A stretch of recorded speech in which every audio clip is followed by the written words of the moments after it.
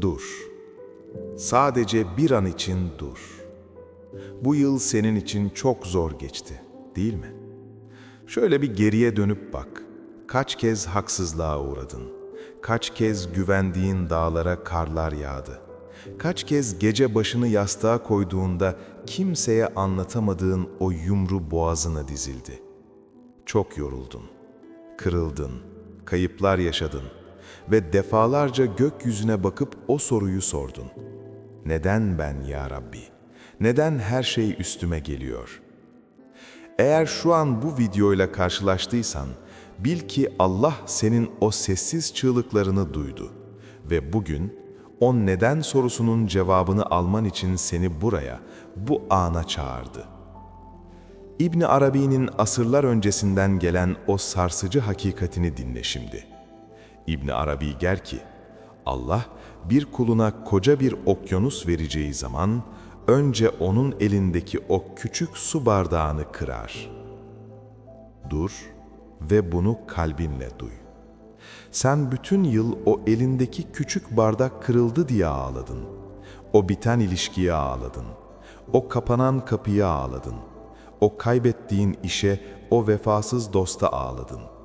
Zannettin ki Allah seni cezalandırıyor. Zannettin ki nasibin kapandı. Oysa hakikat neydi biliyor musun? Allah senin ellerini boşaltıyordu. Çünkü o eller doluyken sana vereceği o devasa okyanusu tutamazdın. İşte bu gece, 1000 aydan hayırlı olan o gece, Kadir Gecesi. Bu gece sadece bir ibadet gecesi değildir. Bu gece, kaderin yeniden yazıldığı gecedir. Ama İbn Arabi bunu çok daha derin bir sırla açıklar. O der ki, Kadir Gecesi, kulun bütün yıl çektiği acıların, döktüğü gözyaşlarının, ilahi tazminatının ödendiği gecedir. Bu yıl kim senin hakkını yediyse, kim kalbini kırdıysa, neyi kaybettiysen, bil ki şu an, tam bu gece, ilahi kalem senin için o kayıpların mükafatını yazıyor. Çünkü Allah adildir. O kulundan bir şey aldığında, yerine çok daha güzelini koymadan o kulun canını almaz. Sen bu geceye kadar hep kendi istediklerin olsun diye dua ettin. Şu işim olsun, şu insan geri dönsün, şu kapı açılsın dedin. Kendi küçük aklınla, kendi sınırlı vizyonunla Allah'tan sadece küçük şeyler istedin. Ama bu gece okyanusun kapıları açık. İbn Arabi bizi uyarır. Padişahın huzuruna çıkıp da ondan sadece bir dilim ekmek isteyenin aklına şaşarım. Bu gece padişahın huzurundasın. Bu gece Allah sana şah damarından daha yakın. Öyleyse neden hala o kırılan bardağın parçalarını geri istiyorsun? Bırak o gidenleri, bırak o kapanan kapıları. Onlar senin için hayırlı değildi, o yüzden kırıldılar. Büyük ariflerden birine sordular. Kadir Gecesi'nde edilecek en büyük, en sırlı dua nedir diye. Arif gülümsedi ve şöyle dedi. Ya Rabbi, bana benim istediklerimi değil, senin benim için seçtiklerini ver. Çünkü benim istediklerim benim cehaletimdir. Senin seçtiklerinse senin sonsuz hikmetindir. İşte Kadir Gecesi'nin asıl mucizesi budur. Teslimiyet. Senin en büyük yorgunluğun her şeyi kendi başına çözmeye çalışmandı. Sürekli bir şeyleri oldurmaya, insanlara kendini kanıtlamaya çalışmandı.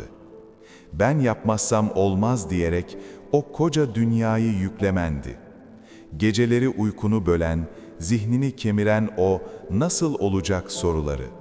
Hepsi hayatın direksiyonunu sımsıkı tutmandan kaynaklanıyordu. Korkuyordun. Bırakırsam her şey yıkılır, her şey biter sanıyordun. Oysa Allah sana defalarca o zorluklarla, o giden insanlarla şunu fısıldadı. Bırak, ben hallederim. Ama sen bırakamadın. Bırakmak sana zayıflık gibi, vazgeçmek gibi göründü. Oysa İbn Arabi der ki, bir damla okyanusa kavuşmak için önce damla olmaktan vazgeçmelidir. İşte bu gece o tutunduğun ne varsa bırak. Kendi küçük aklınla o kocaman dertleri daha fazla taşıyamazsın. Direksiyonu Allah'a devret. Ben yoruldum ya Rabbi. Kendi gücümün sınırına geldim. Artık sen devral de. Sen bunu dediğin an, sen çırpınmayı bırakıp aradan çekildiğin an, Allah'ın sonsuz kudreti devreye girer. Çünkü sen o an avukatlığını ona devrettin. Ve bil ki, Allah'ın savunduğu bir kulun davasını kaybetme ihtimali sıfırdır. İşte tam o an, o teslimiyet anında, melekler senin o yorgun omuzlarından, yıllardır taşıdığın o ağır yükü usulca alacak. Göğsündeki o daralma, o düğümlenen sıkışma hissi yerini muazzam bir inşiraha bırakacak. Kalbin yeniden nefes alacak. Çünkü artık biliyorsun ki, sabırla beklediğin o koca tevafuk kapıda. Dümende artık o var ve onun senin için seçtiği o nasip, senin hayal bile edemeyeceğin kadar muazzam bir lütuftur. Şimdi, tam şu an, ellerini usulca gökyüzüne aç. Gözlerini kapat. Derin bir nefes al.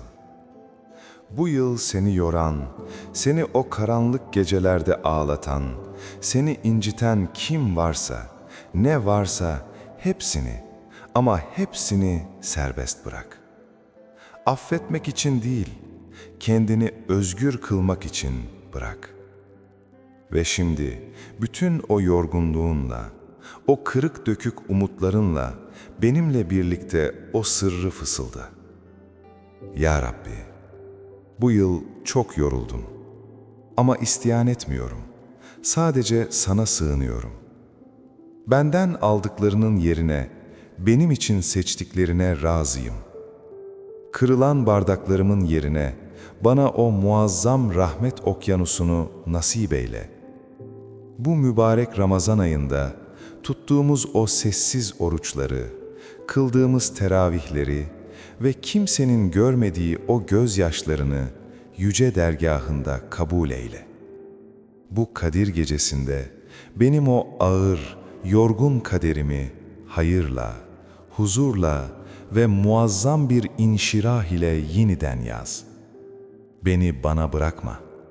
Beni senin sevgine ve merhametine emanet et. Amin. Şimdi omuzlarından kalkan o devasa ağırlığı hissediyor musun? O his, Allah'ın sana buradayım demesidir. Yıllardır omuzlarında taşıdığın o ağır sabır ve o uzun bekleyiş artık sona eriyor. Bu gece güneş doğduğunda sen artık dünkü o çaresiz, o yorgun insan olmayacaksın. Çünkü kaderin yeniden mühürlendi. Mükafatın yola çıktı. İşte bu büyük bir tevafuk. Sen buraya çağrıldın ve duan kabul oldu. Kadir geceniz mübarek olsun. Eğer bu gece o koca yükleri tamamen Allah'a bıraktıysan ve bu ilahi mesaj o yorgun kalp aynana dokunduysa, bu nurun daha fazla kırık kalbe ulaşması için videomuzu beğen ve Maneviyatın Sesi ailemize usulca abone ol. Ardından yorumlara gel ve padişah ile olan bu ahdini mühürlemek için sadece şunu yaz. Kayıplarımı bıraktım. Senin seçtiğini kabul ediyorum Rabbim. Şimdi o manevi şifa yolculuğuna devam etmek ve kalbini daha da ferahlatmak için hemen şu an ekranda beliren o nurlu videoya tıkla. Çünkü Allah seni buraya kadar getirdiyse, o videoda da duyman gereken sana özel bir hakikat var demektir.